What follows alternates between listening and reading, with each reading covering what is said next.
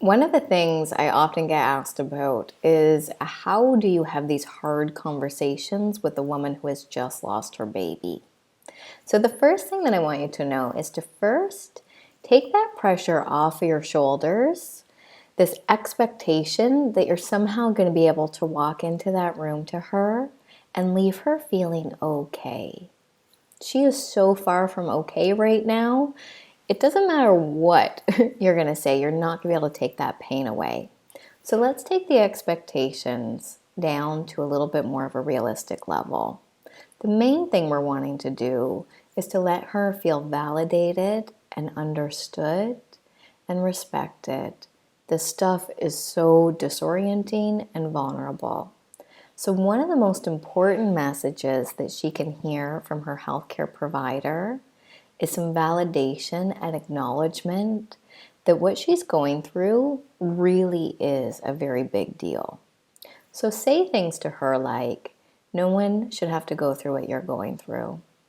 This stuff is so incredibly hard, and it's going to take some time for you to heal from this physically, emotionally, mentally.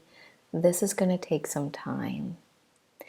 Make sure that you don't just say things like, you're young, you can try again, you've got lots of time available to you. Do not ever say things to her like that without first really acknowledging that this present moment is really painful and is worthy of her time and attention and care.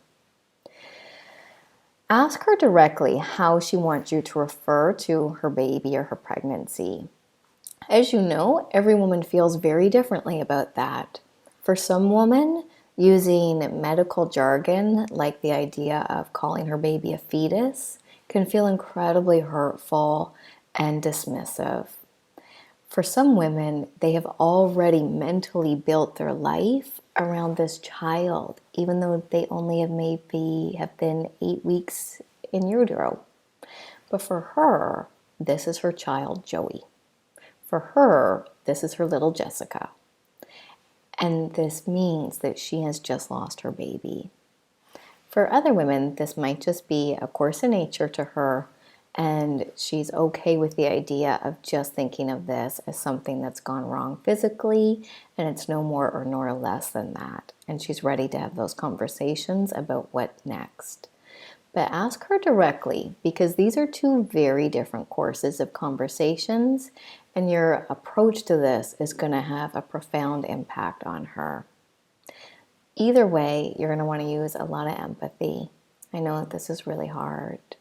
I know this is really big. Give yourself some time to heal. That acknowledgement coming from someone in your position is huge. And I've often heard from women that that has almost felt like permission to really tend to this experience in their life instead of just trying to move on or brush it under the carpet like it doesn't matter. And that has made a profound difference in their experience of health and wellness later on.